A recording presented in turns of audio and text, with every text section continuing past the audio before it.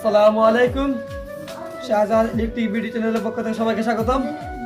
তো বন্ধুরা, বরাবরের মতো একটি নতুন টিউটোরিয়াল নিয়ে হাজির হলাম। তো আজকে টিউটোরিয়ালটি হচ্ছে কিভাবে আপনারা একটি ক্যাপাসিটর কাজ করে সেটা দেখবেন। তো ভিডিওটি সম্পূর্ণ দেখবেন, তাহলে একটি ক্যাপাসিটরের প্রতি আপনারা ধারণা আসবে। তো যদি ভিডিওটি ভালো লাগে তাহলে অবশ্যই চ্যানেলটি সাবস্ক্রাইব করবেন এবং লাইক করবেন, শেয়ার করবেন। তো চলুন ভিডিওটি শুরু করা যাক। A capacitor is similar to a battery in that both store electrical energy, but a capacitor is a much simpler device that can't produce new electrons. It only stores them. However, capacitors can do things a battery can't, as we will show here. For the purposes of this animation, we'll focus on different parts of the current propagating through the wires at different times. When we close the switch, electricity immediately runs throughout the circuit. Although the convention is to think of electrical current as moving from positive to negative, electrons actually move from negative to positive, as we represent here with yellow particles.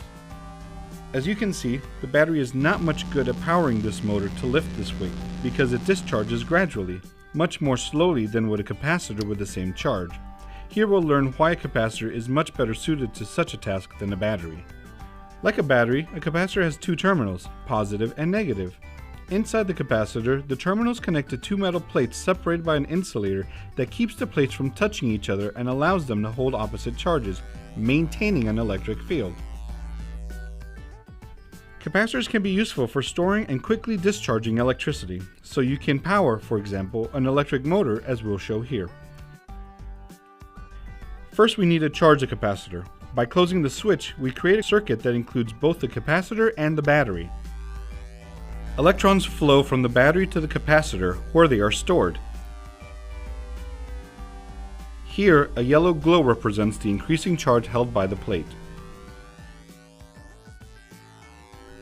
For every electron gained by that negative plate, an electron is lost by the positive plate, maintaining the capacitor in equilibrium. Here, the red glow represents the positive charge held by the plate that increases with each parting electron. The capacitor continues to charge until it attains the voltage of the battery charging it.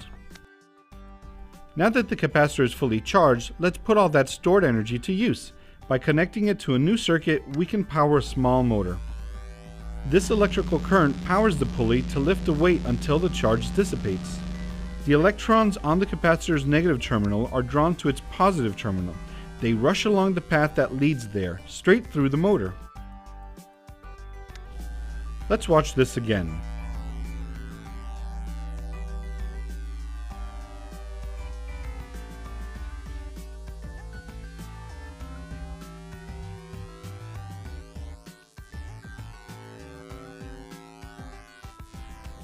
Even though the battery and the capacitor attempted this task with the same amount of charge, only the capacitor successfully powers the motor lifting the weight, because it discharges much more quickly.